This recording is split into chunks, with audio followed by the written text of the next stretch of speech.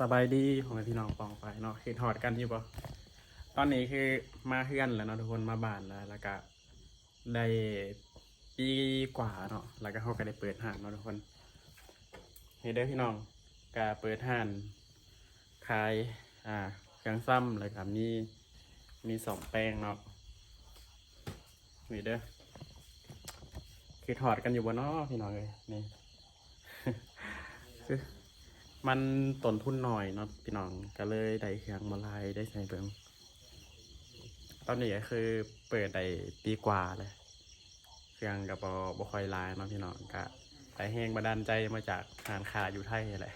พออยู่บ้านเท่ามันเป็นบ้านนอกแล้วเขาเวลาเครื่องนะเขาสิปะสะทรายเนาะได้ใช้เบิ่งแต่เฮาได้แห้งบันดาลใจมาจากเซเว่นก็เลยเปิดจังสีเนาะทุกคน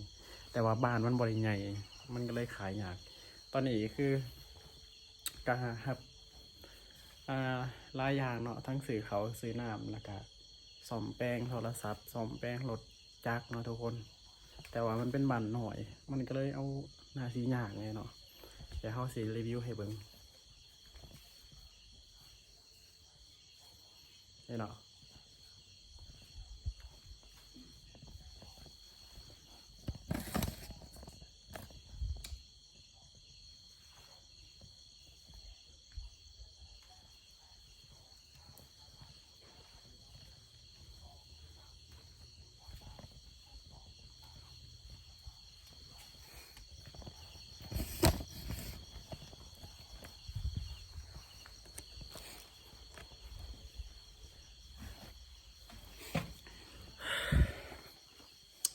ก็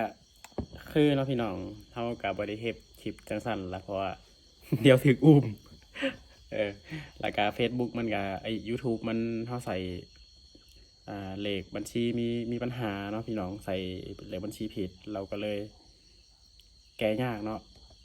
แก้ยากก็เลยบ่ได้เฮ็ดเลยเนาะก็เฮ็ด Facebook ส่วนหลายก็คืออันนี้ก็ยังสิได้ไปเฮ็ดงานอยู่ไทยคือเก่าเนาะพี่น้องเพราะว่าเฮาเฮ็ดห้านนะลงทุนหลายแต่ว่ามันเป็นบ้านน้อยเราบัดนี้นะลูกค้ามันบ่หลายขายได้มื้อหนึงก็ประมาณ 2,000 บาทเนาะพี่น้องกำไรมันเพียงแต่15%อย่างที่พี่น้องเห็นเนาะคือทุกอย่างนะมันเป็นสินค้านำเข้าจากไทยบางเทื่อก็ขาดทุนย้อนเงินเฟ้อ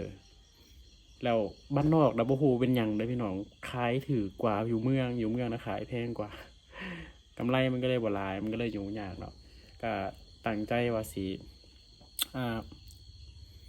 ไปไทยบัดนี้เนาะกลับมาอีกปีหนึ่งก็สิ